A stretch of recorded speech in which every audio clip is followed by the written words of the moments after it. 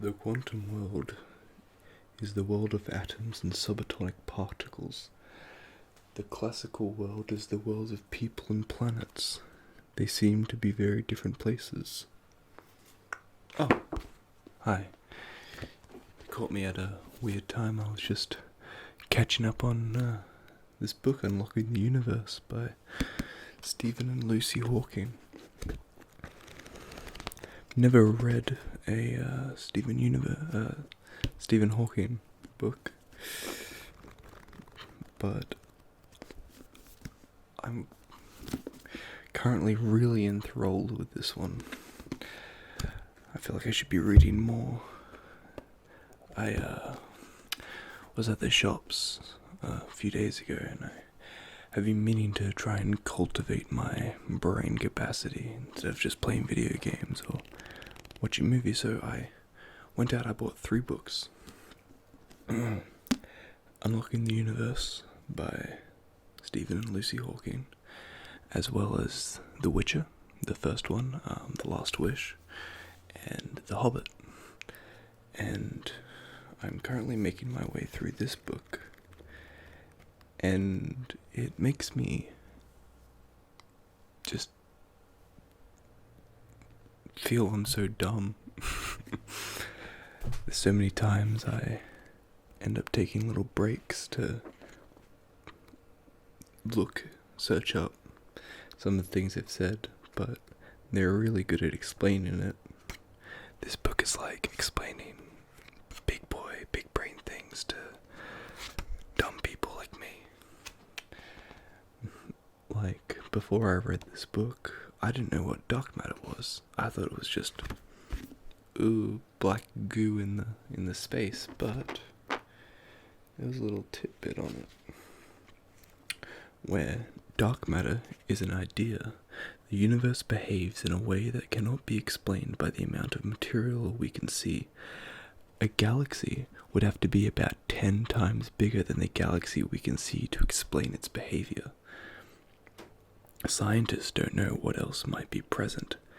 They can't see anything, so they call the missing part dark matter. It could be particles, or very small dim stars, or black holes. Some scientists think dark matter could be hot, and some think it could be cold. Discussions and research continue. But I didn't know that. I thought, dark matter was like matter that's dark. I watch sci-fi movies, okay? They throw words around all the time. Subspace this and quantum that. But this book is really, really opening my eyes, really making me feel big brain. But it's quite interesting. I just wanted to open with a little ramble about what I've been doing lately. This is definitely a good book. I got it for like $10, and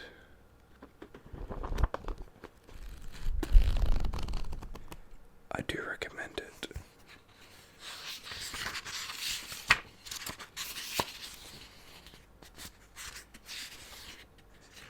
There is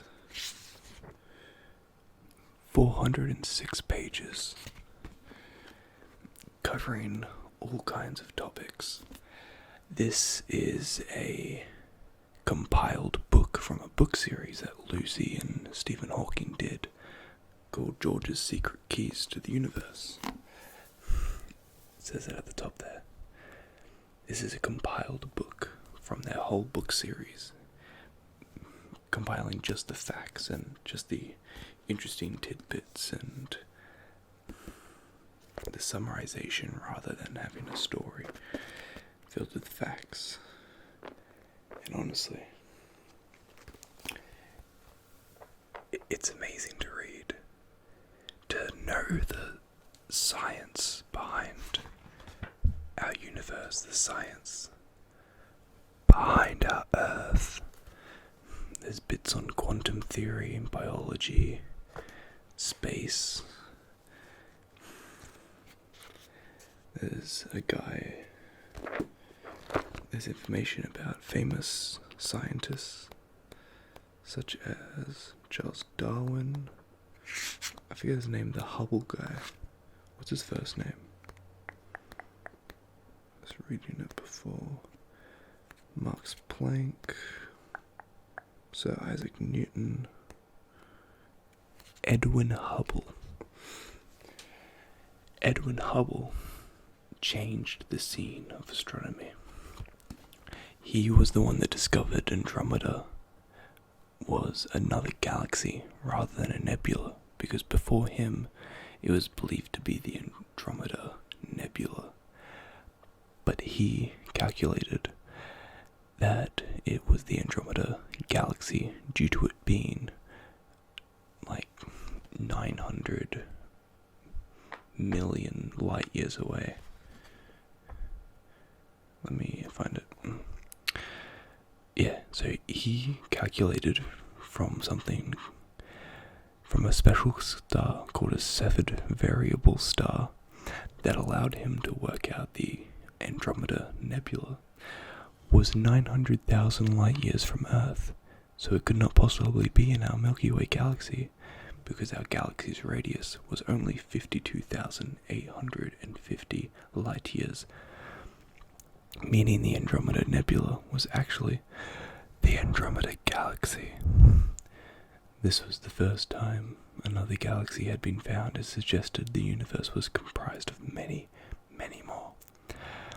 It has since been calculated that the Andromeda Galaxy is 2 million light years away.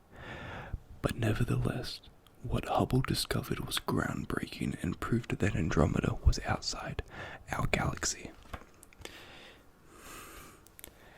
He literally discovered the idea, found the idea that there was other galaxies, rather than just being our own. Imagine that. Imagine the infinite expanse of space. There's also an interesting bit in this book where it talks about the Big Bang, but it describes it to you as if you were sitting inside it and what you would experience as everything happened. And it was quite interesting, and it was quite hard to wrap my head around, because they talk about things like exotic matter, and when they say exotic matter, they don't know what it is because it disappeared. They just think that's what happened. And since the Big Bang happened, matter has been constantly expanding. The universe is infinitely expanding because it's still being forced away from the initial Big Bang.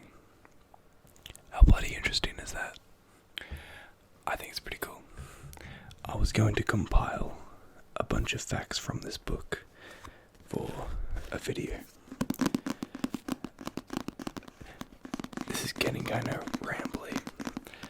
This is just a ramble video, me talking to you guys.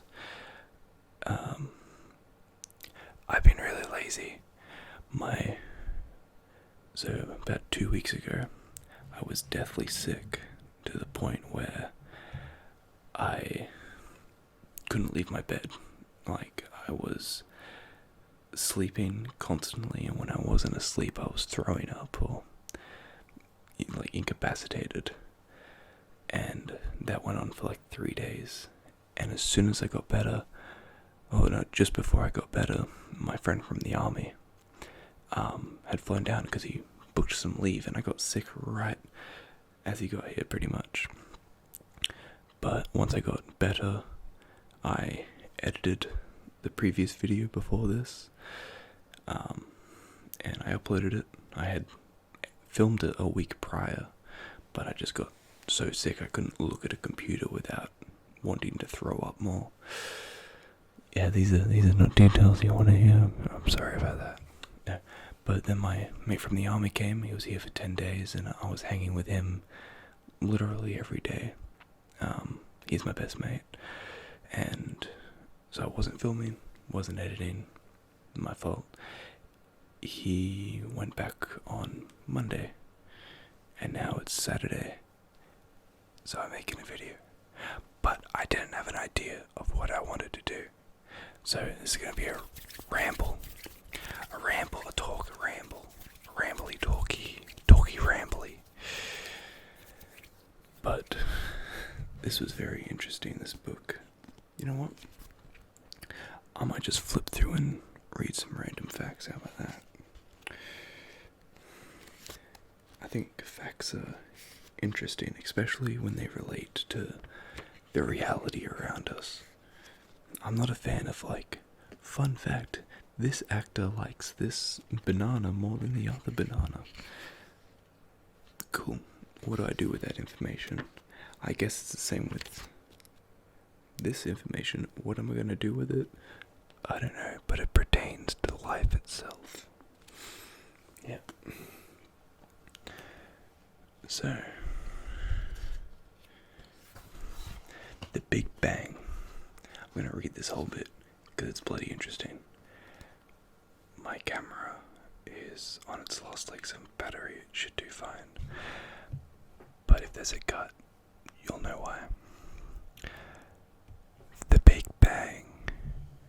Imagine that you are sitting inside the universe at this very early time. Obviously, you couldn't sit outside it. You would have to be very tough because the temperatures and pressures inside the Big Bang soup are so tremendously high. Back then, all the matter that we see around us today was squeezed into a region much smaller than an atom.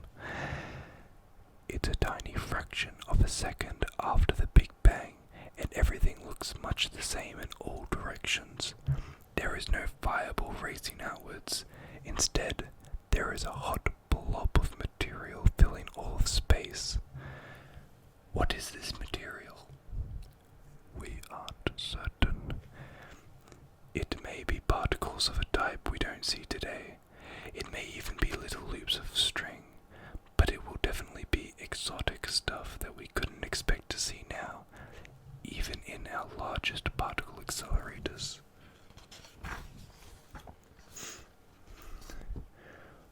When the Big Bang occurs, this blob is very hot, exotic matter, and is expanding as the space it fills grows bigger. Matter in all directions is streaming away from you, and the blob is becoming less dense. The further away the matter is, the more space is expanding between you and it, so the faster the matter moves away. A lot of complicated changes now happen very fast, all in the first second of the Big Bang. The expansion of the tiny universe allows the hot exotic fluid to cool. This causes sudden changes, like when water changes as it cools to form ice. The early universe is still much smaller than an atom. One of the changes in the fluid causes a stupendous increase in the speed of expansion, or inflation. The size of the universe doubles, then doubles again, and so on until it has doubled in size around 90 times, increasing from subatomic to human scale. Like pulling a bedspread straight, this enormous stretching flattens out any big bumps in the material, so the universe we eventually see will be very smooth and almost the same in all directions. So imagine a bed sheet. It gets spread out incredibly thin on this size, but on the other hand, microscopic ripples in the fluid are also stretched and made bigger, and these will trigger the formation of stars and galaxies later. Inflation ends abruptly and releases a large amount of energy, which creates a wash of new particles. The exotic has dispersed and been replaced by more familiar particles, including neutrons, although it is still too hot for these to form, antiquarks, gluons which fly between both quarks and antiquarks, photons, the particles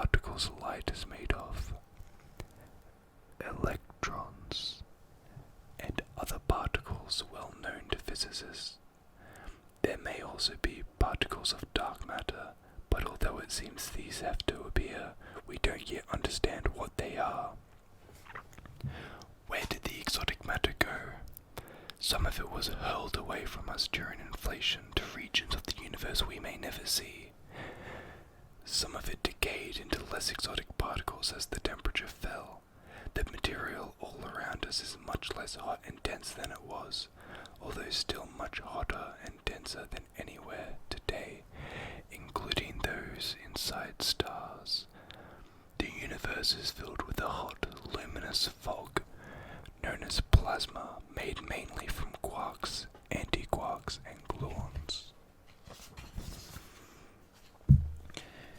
The expansion continues at a much slower rate than during inflation, and eventually the temperature falls enough for the quarks and antiquarks to bind together in groups of 2 or 3, forming protons, neutrons, and other particles, including a type known as hadrons. Still little can be seen through the luminous foggy plasma as the universe reaches 1 second old.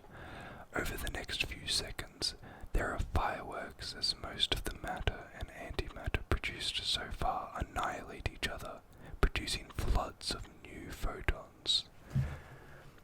The fog is now mainly protons, neutrons, electrons, dark matter, and most of all, photons. But the charged photons and electrons stop. The photons traveling very far. So visibly in this expanding and cooling fog, visibility in this expanding and cooling fog is still very poor. In antimatter, particles are the same as those that make up ordinary matter, but everything about them, including their electronic charge, is reversed. If ordinary matter and antimatter meet, they destroy each other. I drew the comparison to, I forgot what company it is. There's a car company that makes silent petrol and like normal fuel cars by placing in speakers that play the exact same sound as the car, but like the negative of it. So when the negative sound waves hit the engine sound waves, they cancel each other out, and so the car makes no noise. I think that's pretty cool. When the universe is a few minutes old, the surviving protons and neutrons combine to form atomic nuclei, mainly of what will become hydrogen and helium. These are still charged, so the fog remains impossible to see through. At this point, the foggy material is not unlike what you would find inside a star today, but of course, it's filling the whole universe. After the frantic action of the first few minutes of existence, the universe stays much the same for the next few 100,000 years, continuing to expand and cool down, the hot fog becoming steadily thinner and dimmer and redder, as the wavelengths of light are stretched by the expansion of space. Then, after 380,000 years, when the part of the universe that we will eventually see from Earth has grown to be millions of light years across, the fog finally clears. Electrons are captured by the hydrogen and helium nuclei to form whole atoms, because the electric charges of the electrons and nuclei cancel each other out. The complete atoms are not charged, so the photons can now travel uninterrupted. The universe has become transparent. Before this long wait in the fog, after this long wait in the fog, what do you see? Only a fading red glow in all directions, which becomes redder and dimmer as the universe expansion of space continues to stretch the wavelengths of the photons. Finally, the light ceases to be visible at all, and there is only darkness everywhere. We have entered the cosmic dark ages. We have entered the cosmic dark ages. The photons from the last glow have been traveling through the universe ever since, steadily becoming even redder. Today they can be detected as what is called cosmic microwave background radiation, and they are still arriving on Earth from every direction in the sky. Isn't that cool? The fact that light from millions, billions, trillions of years ago, or however long ago, they're still arriving in us. I think that's wild. We could be getting the light from a star that is already dead. We're just a few million years behind in receiving their light. The universe's dark ages last for a few 100 million years, during which time there is literally nothing to see.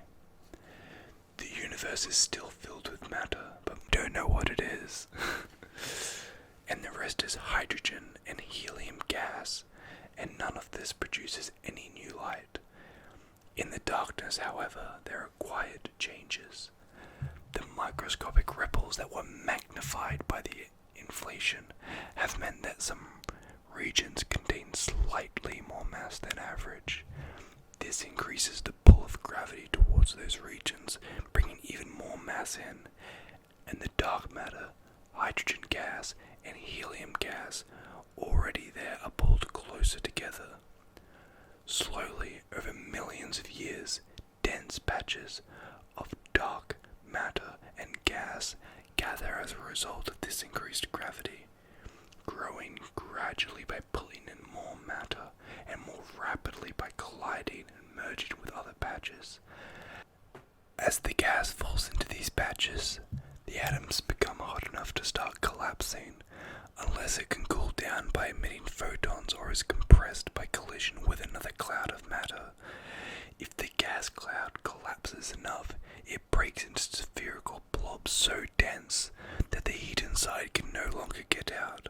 Finally, a point is reached when hydrogen nuclei in the cores of the blobs are so hot and squashed together that they start to fuse, meaning that they merge into nuclei of helium and release nuclear energy. You are sitting inside one of these collapsing patches of dark matter and gas, because this is where the Earth's galaxy will be one day, and you may be surprised when the darkness around you is broken by the first of these nearby blobs bursting into bright light. These are the first stars to be born, and the dark ages are over. The first stars burn their hydrogen quickly, and in their final stages they fuse together whatever nuclei they can to create heavier atoms than helium, such as carbon, nitrogen, oxygen, and other heavier types of atom, which are all around us today. That's like the line where we were made in the heart of a star. So bloody cool. These atoms are scattered like ashes back into the nearby gas clouds in great explosions and get swept up in the creation of the next generation of stars. The process continues. New stars form from the accumulating gas and ash, die, and create more ash. As younger stars are created, the familiar spiral shape of our galaxy, the Milky Way, takes form. The same thing is happening in similar patches of dark matter and gas peppered across the visible universe. I think that book is bloody fantastic. I love reading it, and I loved all that Stephen Hawking did in this world for the science community. I wish I was smart enough to be a part of the community, but the least I can do is read and appreciate the work he worked towards with his daughter. I really enjoy this book, and I hope you guys did as well. I feel so privileged to, read something left behind by Stephen Hawking, and I think it was mainly written by his daughter, but he helped, and he was such a great mind, and I've seen a few of the interviews of him, and he was so smart, and he never let anything get him down. The science community is such an amazing and interesting space to observe. I love watching videos about it and expanding my knowledge on it. Even though I haven't done heaps in the past, this is the first book I've bothered to read in like 2 years, honestly, and I'm happy that I did pick it up. It was a spur of the moment. I was like, I need my brain to do something. I picked this book and I haven't been let down. I don't know how book reading ASMR would go for you guys, but if you're interested, if you liked this, let me know. I will be happy to do more. I could even do book readings of certain books. I do have the Gravity Falls journal in the mail. I bought it like over a month ago, and yet eBay is still telling me it's still in Russia. It cost me $90 Australian to get it because, they don't make it anymore. And it's still in Russia after a month. It still says it's in transit. I was meant to get it like 5 days ago, but it hasn't come. But I'll definitely do a video with the journal, because I really like Gravity Falls. I have it as a tattoo. But yeah, if you guys are interested, I could read more of Unlocking the Universe. I could read The Witcher, The Last Wish, or The Hobbit. They might be a bit on the drier side, I reckon, at the beginning, unless you're super into fantasy.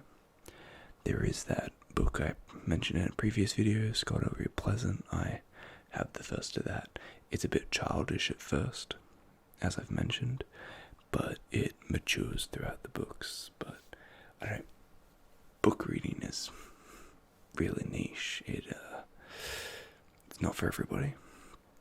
I at least think with Unlocking the Universe, it's facts. And who doesn't like facts? Who doesn't like knowing more about the universe that they live in? Anyway, I hope you guys liked this. I enjoyed reading it. That was my favorite chapter that I've read so far. And it was a lot of information just kind of chucked, and it was a weird kind of paragraph phrasing, because, it was designed to let you imagine being in the Big Bang. But I think that's what made it more interesting. When I read that, I was just like, what is exotic matter? Where is all this? Where did that first atom come from? Like, what was before the Big Bang? But so many questions, and I'm honestly really enjoying it. I will read more of this book if you guys like it. My next video will probably just be a basic ASMR video.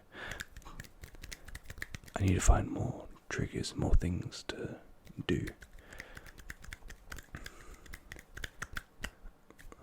What do you guys think? Have any suggestions? I have a very small pop collection. It's 1, 2, 3, 4, 5, 6, 7. It's 8 figures. I could show that off alongside every game I own, just tapping and saying if I played it or why I bought it, maybe. I don't know. I don't want to be too boring. I don't want to be too repetitive. And I wish I was as good as Dong ASMR, because his editing is pretty unique. He makes great, unique videos. But I'm doing my thing. What do you guys reckon of the mustache? It was just, my beard was annoying me, so I just shaved it, and this was left. And I was like, you know what? I look like a character from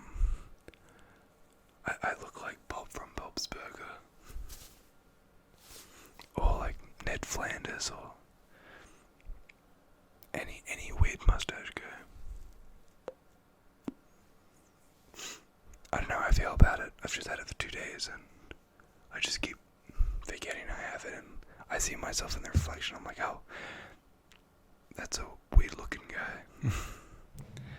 But, good night. I hope you enjoyed this video, and I'll see you in the next one.